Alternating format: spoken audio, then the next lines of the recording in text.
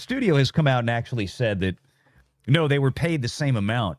Ariana Grande got grossly underpaid, or Cynthia Erivo got grossly overpaid. Yeah, if I was Ariana Grande's agent, I'd be a little pissed.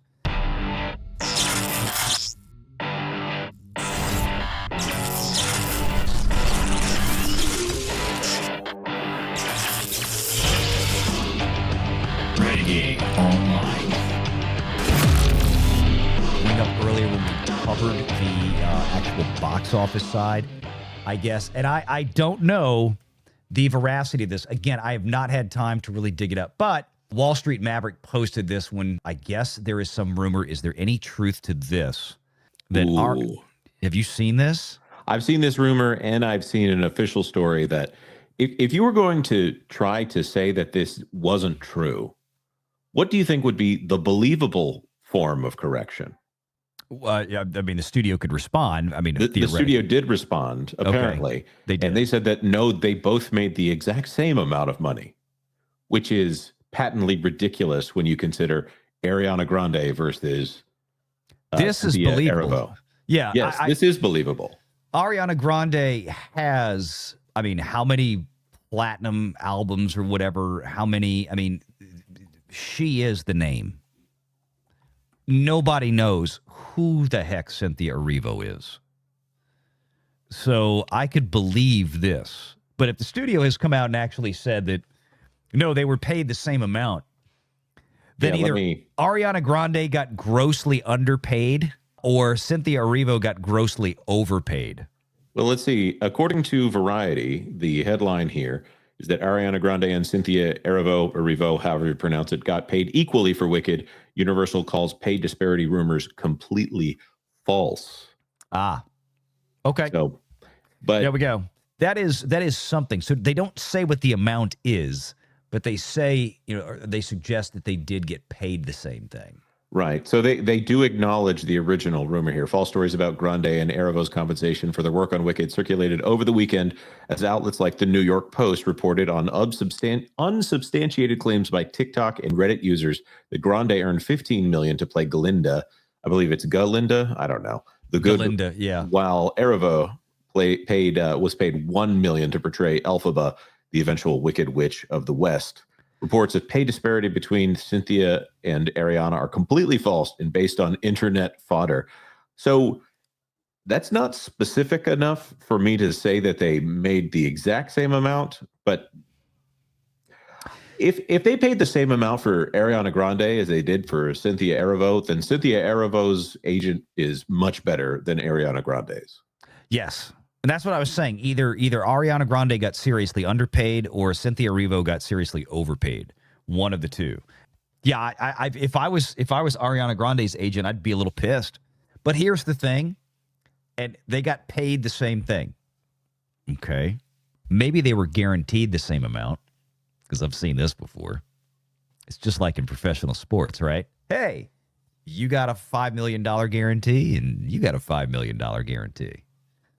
But you also have an incentive-based contract that's going to share in the box office in this case. Right. Like when somebody like Bob Iger says that he's going to reduce his salary. Right. Well, his salary is like nothing. Right. Compared to the stock awards that he gets every year, which is most CEOs. The same thing could be true, but maybe they did pay him both the same. I don't know. But I had to go look up who Cynthia Erivo was before this movie came out. Right. And then I found out, like, oh, good Lord, she was that eyesore that was in the Pinocchio thing. Right. Oh. The one that I hear from other people that they had to confirm that it was not a man playing the Blue Fairy. Now, right here it says the studio behind the big budget musical declined to confirm the amount that Grande and Erivo were paid. Maybe They both, like you said, this is past tense right here, were paid. I'm sure it's going to be more after the fact. One would think. I mean, yes and no. I mean, look, they're going to make money from soundtrack sales, iTunes, stuff like this. I don't know how much the merchandise is really selling for Wicked. I mean, we all joked about when it came out and the errant website that it had on the back, but I don't know how popular the merch is. Certainly this thing is probably going to be a relatively big success on streaming, and I think Netflix is going to write a big fat check at the end of the day for this one after it spends 4 months on Peacock initially. Well, but whatever the amount is, they're going to be paying it twice for part 1 and part 2.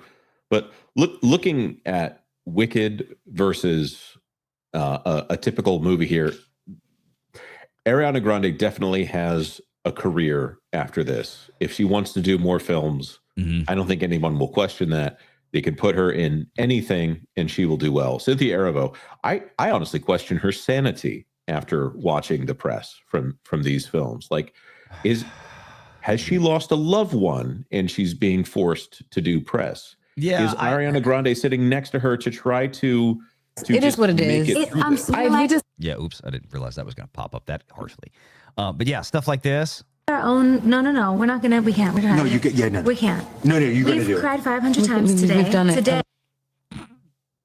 They're in a different outfit, different set. They've done this days and days and days, all these pre-recorded interviews, and every one of these things is like an emotional meltdown. We've done No, today. and honestly, this is a PSA. So sorry, guys. It is what it is. There's nothing we can do about it. I can't imagine. And you know what? If you're in the just gonna comments saying how annoying it is, Every one of these things, they're both holding hands. It's always Ariana Grande reaching over and fidgeting with Cynthia's talons. I said this before. I feel like I want to see her swoop down into a river and scoop up a salmon with these things. And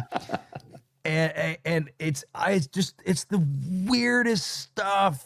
It's so bizarre. It's like, I get it. Girls tend to be more emotional, and guys would never do this. I get this, but it's like the over the top aspect. It's very unprofessional. I get it. If you have an emotional moment because somebody caught you off guard because they said the right thing about the right role or whatever, that guy that was trying to catch Robert Downey Jr. talking about his dad back during the I want to say Age of Ultron press screenings or whatever. Yeah. You know, somebody trying to have an unusual question here or there. But at this point, you have, I don't know if it's called eggshell head or something like that. This is someone who is predisposed to emotional outbursts. I honestly wonder if she is in the middle of a nervous breakdown while she's doing these press junkets. I know they're high pressure situations. I wonder if there's some kind of, what's the best way to put this and stay in the good graces of YouTube? I wonder if there's some kind of medication involved. Perhaps freelance medication. We've already skirted the edge with YouTube plenty enough and probably jumped over the cliff a few times tonight. We're still fine. So I really wonder if somebody's being heavily medicated in a less than ethical way while they're doing these interviews in order to keep them going for I don't understand why they're continuing to do these. I don't know. It seems like the sheer amount of clips that keep coming out. I wonder if they're just never stop doing press. That's what I'm saying. I mean, you can tell like when they're sitting in front of the same set, and then they have, I mean, the way the press junkets work for a lot of people out there watching, if you don't know. So they'll sit in the same studio for like a day, and they will have 10 different representatives, 10 different journalists come in and sit in that chair, and the interview will get filmed, and it maybe goes for 5 or 10 minutes apiece, and they ask different things. And that's why you say, oh, here's an interview with E. Here's an interview with Pink News. Here's an interview with this, that, the other thing, blah, blah, blah, blah, blah.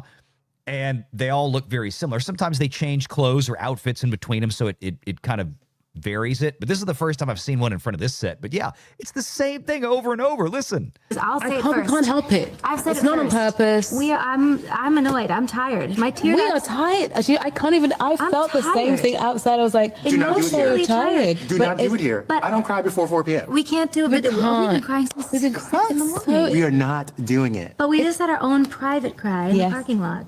Just because we've like come through like a massive thing, and we've really stuck together. Yeah, the stuff you don't see is the most special stuff. Yeah. I don't want to know what that is. I don't want to know what the most special stuff was. The stuff you don't see is the most special stuff. These people seem like oversharers anyway.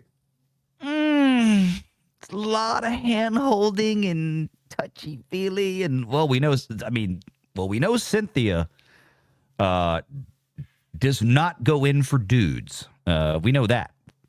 Whoa, stop. Whoa. Jesus Christ. Don't do it. Don't bring him into it. Stop, you guys. You can't leave. You can't. No, you're going to make the gays nervous.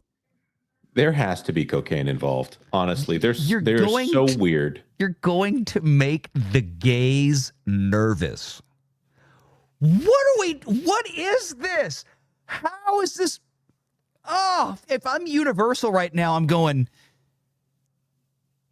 well, it's good. We have to market these two again next year. That's what I'm thinking right now. I'm like, ugh. You cannot be that enthused about the box office right now. It's not bad. I think that these people think that they have everyone eating out of the palm of their hand. And they've got these people who are members of the press. The press will just sit there and agree with them. It's not like it's a real interview either. It's a press junket. Also, the people who are doing the interviews here have probably had a couple of drinks before they go in there because they want everybody to be happy. They've just seen a movie. I mean, maybe this is not like Indiana Jones where they're putting out the top shelf stuff. I think these two could be stone cold sober. I'm horrified if they are. I know. This point. Well, let me just, I gotta play that part again. I had watched this in a day or two. I kind of forgot which one this was, and now I'm like, oh wait, I should have played this earlier. This is a new one. I gotta play this part again. This is too good. Massive thing, and we've really stuck together. Yeah, the stuff you don't see is the most special stuff. Yeah. Whoa, stop. Whoa. Jesus Christ. Don't do it.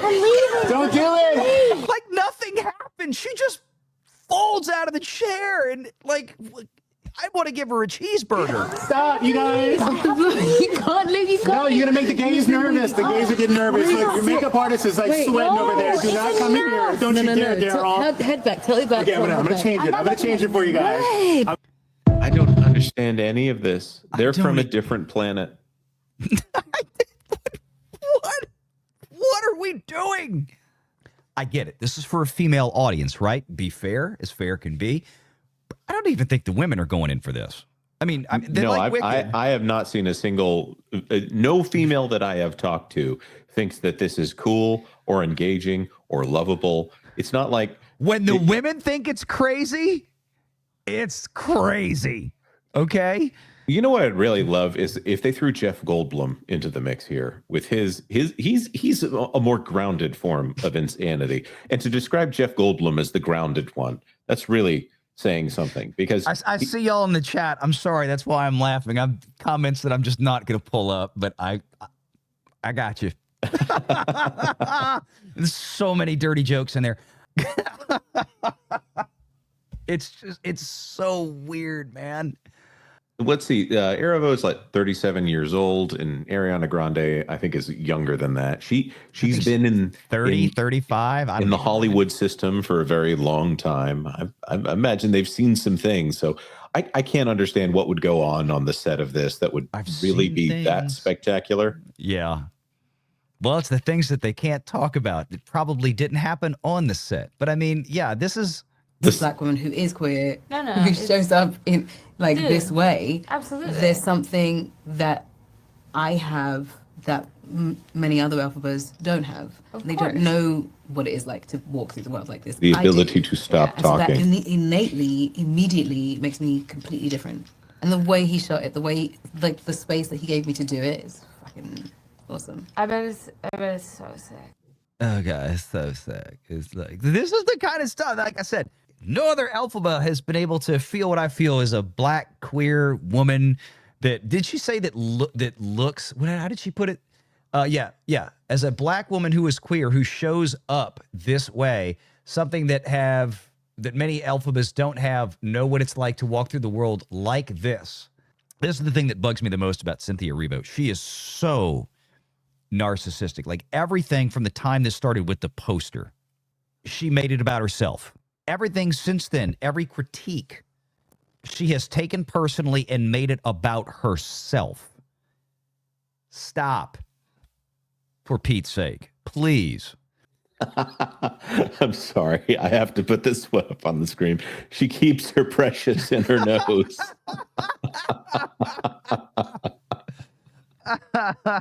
My precious. Make sure you're subscribed to Valiant Renegade and join us every Sunday at 6 p.m. Eastern for the live show.